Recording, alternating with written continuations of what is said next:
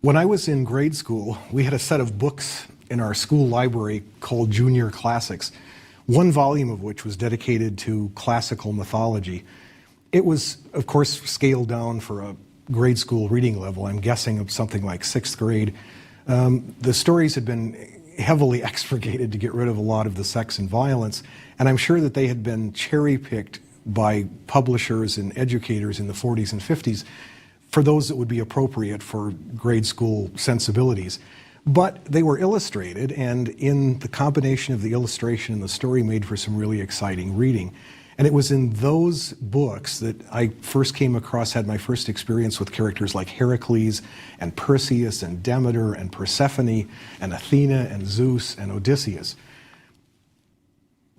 As we grow up, we discovered that those stories can still be exciting, but one of the things that happens is as we grow up, we tend to set those things farther and farther aside. And I think that part of the reason why we do this is because as we grow up, we become less and less sure of what to do with them, how to deal with them. If they do contain some kind of value or meaning for us, we're not quite sure what it is. We don't know what kind of relevance stories like that might have for an adult sensibility and an adult consciousness. And I think part of the problem with this is the fact that simply by calling them myths, we are connoting that in some way these are fantastic, imaginative, imaginary stories. They are simply not true. If we look up in any dictionary definition, a dictionary will give us 5 or 6 definitions of myth, but they all have that implication that this is not true, that there's something totally imaginary about what we're reading. The dictionary that I just happened to look up when I was thinking about this has as its first definition that a myth is a story focusing on the deeds of gods or heroes which purports to be true, but which is of use to historians only for what it reveals of the culture that produced the myth in the first place. The second definition and the third definition will give us the same kinds of things. A later definition suggests that a myth is an imaginary or fictitious person, thing, or story, which doesn't suggest much truth value. And the last definition in the dictionary I looked up said that a myth was a collective opinion based on false premises or the product of fallacious reasoning. Given definitions like this, it's no wonder we give them up as we grow up. But we also know that there has to be more to myths than just this.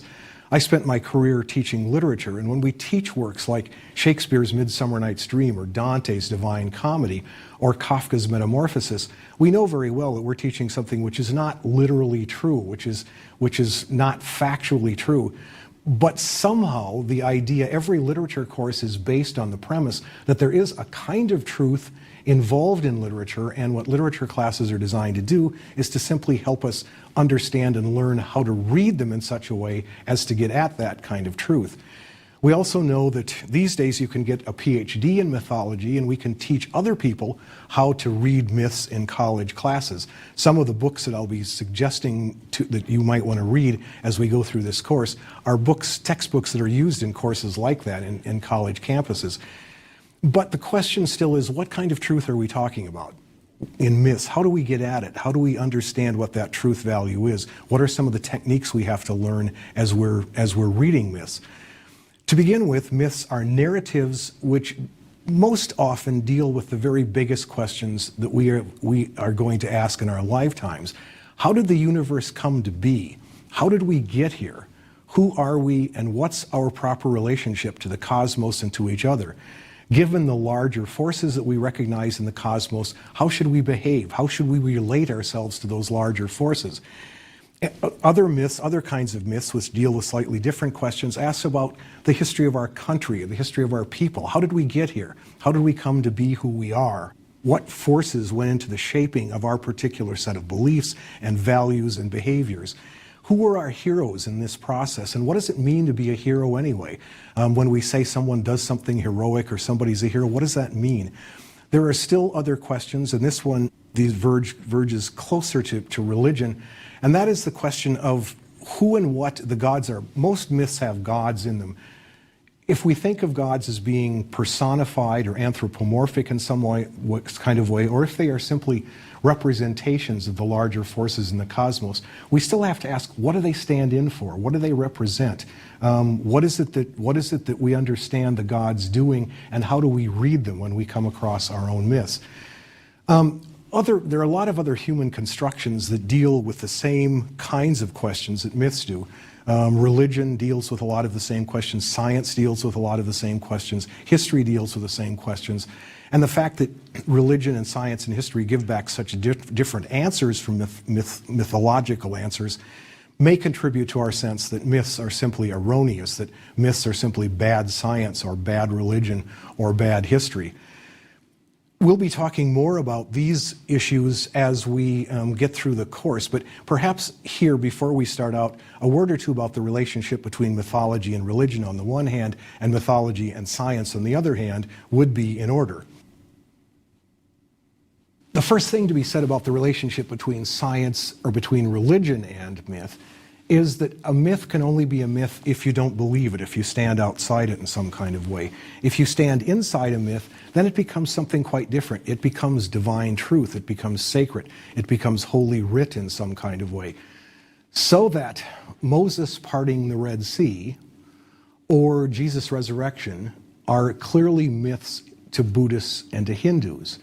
Muhammad's night flight to heaven looks like a myth unless you happen to be a Muslim. Joseph Smith's discovery of the golden tablets looks like a myth unless you happen to be a Mormon. All of Vishnu's incarnations as Krishna look like a myth unless you happen to be Hindu. The fact that Buddha was born from his mother's side after his mother had a dream of a white elephant looks like a myth unless you happen to be Buddhist. Osiris begetting a child on Isis after he's already dead looks like a myth unless you happen to be inside it and believe it. So that perhaps the first principle to remember here in terms of the relationship between science or between religion and myth is that one person's myth is another person's divine truth. And the same story can be told, and it looks like a myth to one person, it looks like sacred truth to another. The other interesting question, and this is one that we'll come back to more often, is the relationship between myth and science. One of the things that we probably won't say as often as we should during the course of these lectures is that most often the myths as they are created take advantage, use the best science available at the time, so that very many of the myths can tell us a great deal about what people thought as answers to scientific questions at the time the myth was created. But there are other overlaps between science and myth, which we can get at, I think, by telling a story. The story comes from Eva Thury and Margaret Deviney's Introduction to Mythology, and they do a shortened version of a raven story, the raven being one of the great heroes of the Pacific Northwest. In this story, Raven decides to get the water back. A character named Petrel has taken all the water on the earth, and he's hoarded it. He keeps all the water for himself. So Raven decides to go, the earth is drying up, there's drought, there's famine, all kinds of problems, so that Raven decides he has to get the water back. So first he has to get inside Petrel's house, which he does. Then he has to trick Petrel into leaving the house, which he does. And as soon as Petrel is out of the house, Raven takes all of this water that's been hoarded, puts it in his beak, and then takes off. He flies out through the chimney, and according to the story, a raven started out as white. He becomes black from the soot that he picks up going through the chimney. And then once he's outside the chimney, he takes off with his beak full of water. As he flies, he's being chased by Petrel, and as he flies, he begins to drop this water. It falls out of his beak, and wherever it falls, it creates a river. And so the great rivers of the world are created by Raven flying across the landscape, dropping water out of his beak. Science gives a different explanation of how rivers get formed, but the two accounts, in fact, perform some of the same work. What they both tell us is that the world is not quite orderly or predictable, that survival in this world requires a certain cleverness and flexibility. We may even have to change our colors to fit the circumstances that we're in. Rivers, if you look at them from the sky, look like they may have been dropped out of a fleeing bird's mouth, and they did allow people to map those rivers and thus to master their environment. Again, this is not literal truth, but it does contain a kind of truth. Clyde Ford, in a book called The Hero with an African Face, said that, in fact, in a way, mythology picks up about where science leaves off. The mysteries that lie behind all of life, our relationship to the earth and its cosmos, how to pass through the stages of our lives, how to integrate my life with the life of my community. These are not questions that are easily answered with a telescope or a microscope, but they are answered based on the experience of people who have lived through these, who have lived through centuries, and who have used their myths to bundle these truths in ways that they can pass on to us. We can illustrate this kind of truth again, the kind of truth that we have been talking about as the truth of mythology, with a different kind of myth. This one again comes from Thury and Divini, and they take this story from a book by Jan Harold Brunvant called The Vanishing Hitchhiker, American Urban Legends and Their Meanings. He calls this story Alligators in the Sewers. And it was collected orally. This exists in the oral tradition. That is, when Brunvant went out and got these stories, he collected them from people who told these stories all across the country. Presumably, all these stories are based on an article that actually appeared in the New York Times in 1935, which claimed that an alligator had been found in the sewer. By the time Brunvant collected his oral versions of this myth, it had been greatly elaborated on. It explains where these alligators came from in the first place. They were presumably gifts that were given to little children in the 1950s when, for a brief time, alligators made a kind of a fashionable gift. When the alligators got too big or too dangerous, they were flushed down the toilets, and there they are. They wind up in the sewers. And in some versions, they have become albino because they've been living in the sewers so long that they never get to any sun. And they live by eating the rats that also live down there in the sewers.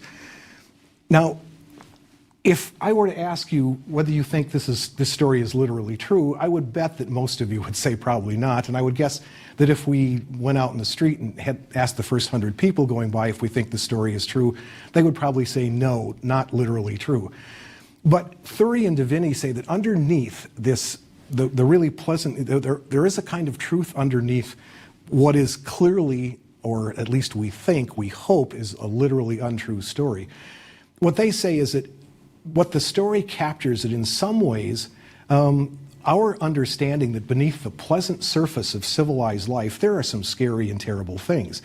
Every city is built over a maze of tunnels and subways and sewers and water pipes and electric lines and abandoned structures. In psychological terms, we know that a maze is a kind of symbol for the unconscious, which we have to explore in order to become fully adult.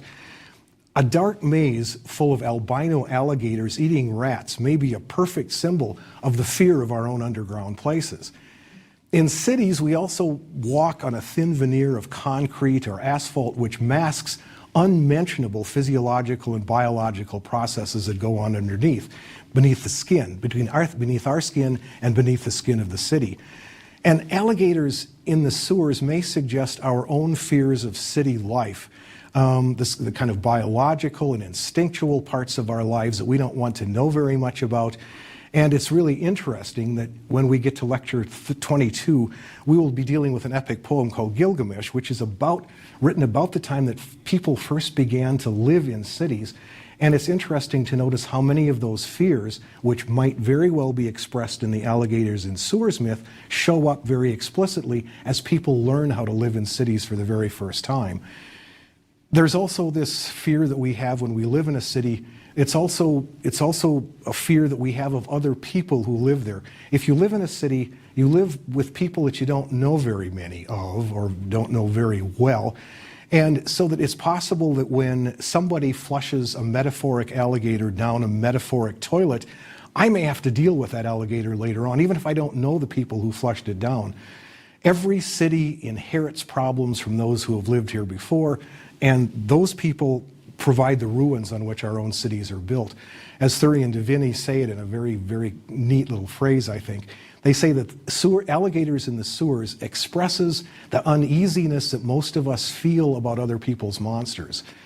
So that, again, what we get to see is that there are different kinds of ways of understanding how to read myths and different kinds of truths we can find in them beyond the literal or the factual. There are, of course, ways and ways and ways of reading myths to get at this kind of truth.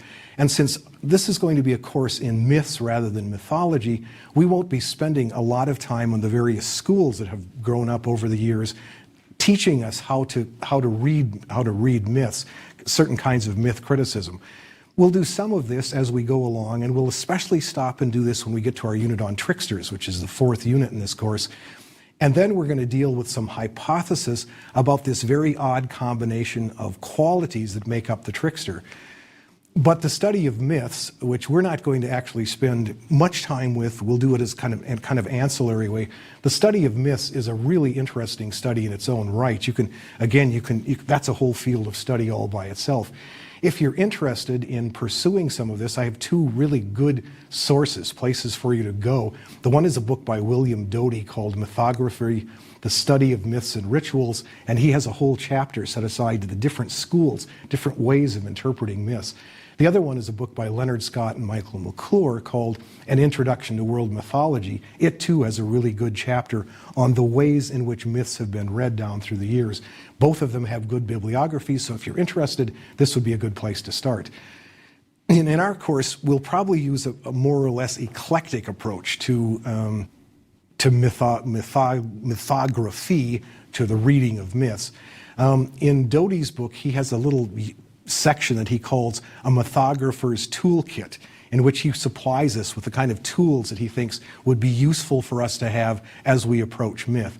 He divides them up into 5 aspects. First, the social aspects. What kind of social work gets done by a myth? The second is the psychological aspects. What kind of things can we learn about ourselves from the kind of things that happen in myths? The third one is what he calls the literary aspect, and what he's primarily interested in here is to discover whether the myth comes out of the oral tradition or whether it's written down, whether it's a text somewhere. He also talks about what he calls the structural aspects, and structural aspects, he doesn't mean just the way a myth is structured, but structuralism, we'll get to this later on in the course, is a particular kind of French-inspired anthropology whose avatar is someone like Claude Lévi-Strauss, for whom structuralism is a specific way of dealing with myths, and we'll talk about that when we get there.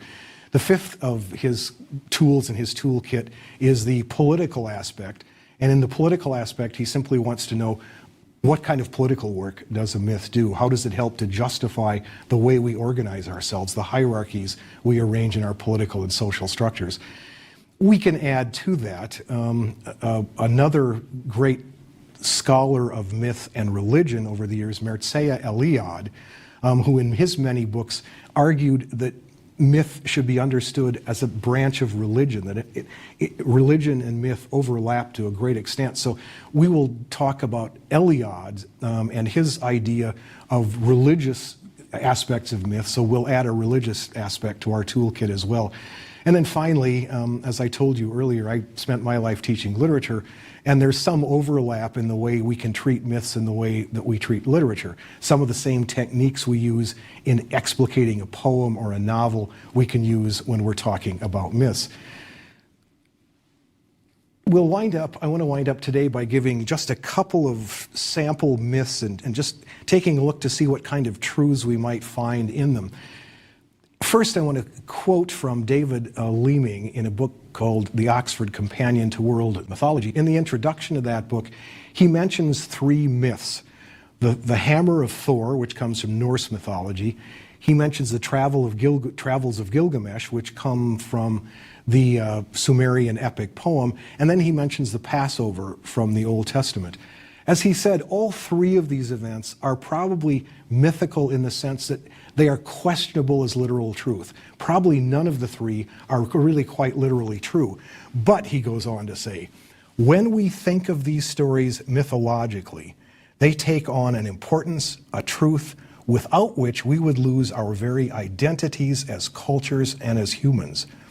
Thor's hammer conveys a Scandinavian and ultimately a human sense of a terrible and wonderful power of fertility in the universe that is difficult to explain in any historical or scientific sense. The travels of Gilgamesh express the ancient Sumerian Babylonian search for meaning, a search that is metaphorically still very much ours. The Passover story speaks to the sense that a culture, but also humanity itself, is somehow unique, and that humans do best when they make proper use of that uniqueness in relation to the larger mysteries of the universe. We can deal with, what he's talking about is the fact that all three of these things, while not literally true, possess some kind of truth that we would be much the poorer for not possessing. I think we can illustrate this with a couple of myths that we'll take a brief look at here. We'll come back to both of these and talk about them in more detail later in the course. The first one is the myth of Herakles. Herakles was the son of Zeus and a mortal woman, a woman named Alcmene. When he was born, he immediately invoked the wrath of Hera. Hera was a very jealous wife, and she always disapproved of children that her husband had by other women. And so from the very time that Herakles is born, he becomes the target for Hera's wrath. As an infant, she sends two huge serpents into his cradle to try to destroy him, which he manages to defeat the serpents.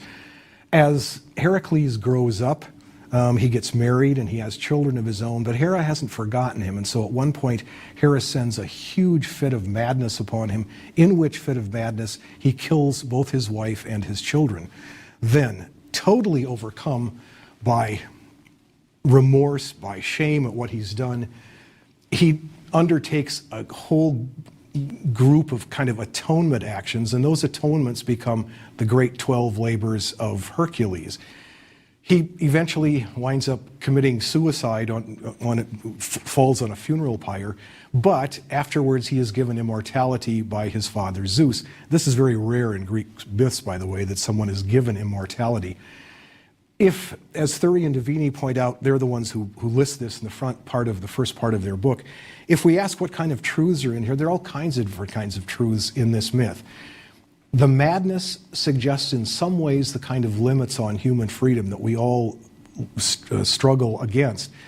The atonement that Herakles feels that he has to undergo shows that even a good man has to atone for his actions, even if those actions were beyond his control, even if he didn't mean to do any of them. The immortality he achieves that Zeus gives him at the end of the story, in a way, is kind of metaphoric for the sort of fame that is achieved by other heroes whom we'll look at later in this course. Specifically, I'm thinking now of someone we'll run across in Lecture 22, and that is Gilgamesh, who comes home from his own literal quest for immortality, realizing it's going to be a failure, he can't achieve this, and discovering that his only chance at immortality are the great walls he has built around the city of Uruk, and that every one of those bricks in every one of those walls is stamped with his name. That is his immortality. We can also look for psychological aspects, use Doty's psychological tool here, and we can see what happens to Herakles is he's alienated from his father very early. His father, in fact, sends him off to servitude and even to slavery for a long period of time. And there's so many ways in which we can see that in the character of Herakles, that he's performing his great tasks to prove that he's worthy of his father. He's trying to win the love of his father. And his character throughout his entire myth is in part driven by the pain and confusion which is caused by his father's rejection of him. And so, once again, we can see that there are many, many different kinds of truth that a myth can contain aside from the literal and the factual one. One more example. The last example, this one is from Leonard McClure, and it is the creation account from the Mayan epic poem, The Popol Vuh. In this myth, the gods take 4 tries to get human beings created properly. What the gods want to do is they want to create creatures who will give them service and who will praise them and who will give them sacrifices. The first time they try to invent these creatures, they invent animals. It turns out animals can move, but animals can't talk. Animals can't do sacrifices. They decide this is not going to work. This is a failure.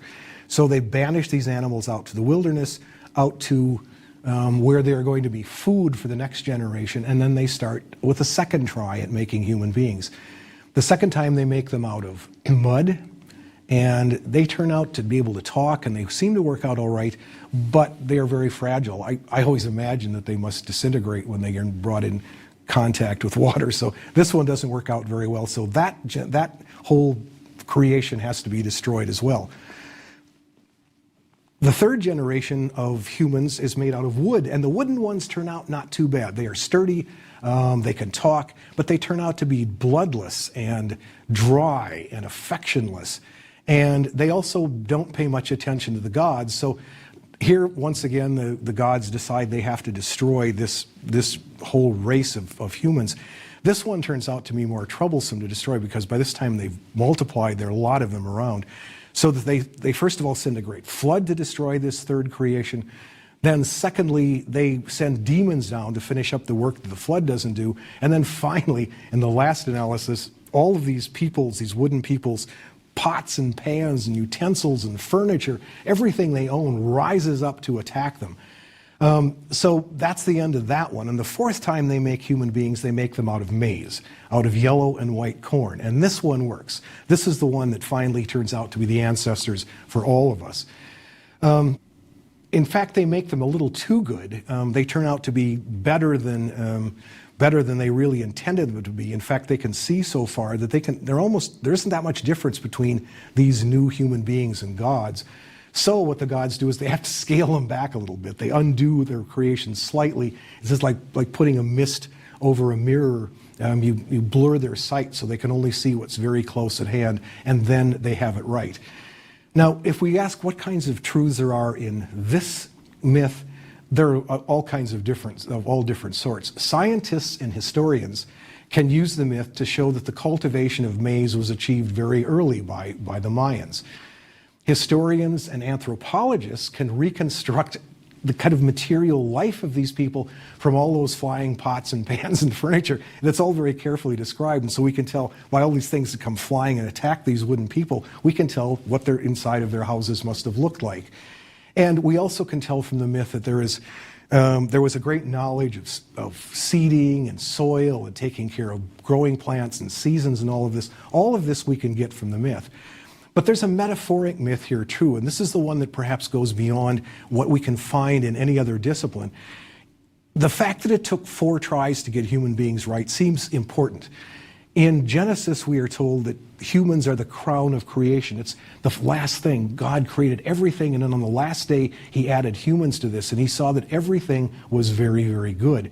The Mayans had to feel that way about themselves, too. They had to feel they were pretty good because it took 4 tries to get it right, until the gods got it exactly the way they want them.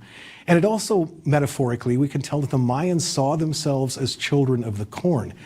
Anthropologists know the importance of corn from decorations that are found in their houses, from farming implements, from the ruins of granaries and farms.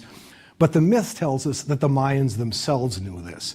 They knew corn's symbolic value, and they knew that it had value for them way beyond its economic and sustenance value. So myths, again, as always, as we've been saying over and over during this lecture, myths are both false and true. Finally, before we end this first lecture, let me say one word about world mythology and about what that's going to mean in this course. Over the next 35 lectures, we'll be looking at a lot of myths from all over the world. We'll be comparing them and looking for shared threads. And what will inevitably happen is as we put them side by side, we will notice certain similarities in myths that comes from very different parts of the world, from very different stratas of human time. We're going to discover that there are some common denominators, some common threads. And what this will tempt us to do, what's tempted a lot of people over a lot of time, is to look for a certain universal myth. That is, that myth which transcends cultural boundaries and somehow tells the story, the myth about human beings.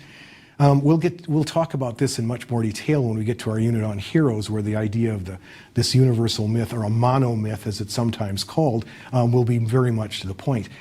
But it's a tricky concept. Not everyone believes in the monomyth. We can illustrate why not with the Mayan myth. Maize was an obvious choice for a maize-based culture. The Greeks wouldn't have told their story in the same way. They had no maize and they had different conception of human beings. So that these historians would say that each myth wears clothes of its own culture. On the other side, it is also true that no idea of any single culture will ever capture the entire human sense of God or creation or the hero. And to get a more complete human picture, we have to look at the myths of many cultures. We can tell a lot about a specific culture from its myths. We can tell what Greek culture was like from Greek myths, and they're different from Japanese and Chinese and Cherokee. But if we could put all of these culturally bound conceptions side by side, perhaps something of the human conception of these issues would emerge. Whether this tells us anything about the universe itself or simply about the way humans apprehend the universe is another whole question that we'll get a chance to address as the lectures go on. But as a kind of summary statement of this aspect, let me give you one more quotation from David Leeming, who says, "It is useful then to think of myths as cultural and universal human dreams. By studying the many myth dreams of our world culturally and at the same time collecting them comparatively, we hope to better understand human culture as a whole." And that, in part, is what we're going to attempt to do in this course. Next time, we'll take a bird's eye view of our course, in which we'll map it out, in which we'll look for unifying motifs in each one of the units. We'll look at a few individual myths in the process to start getting some practice at reading them, and all of that starts in our next lecture.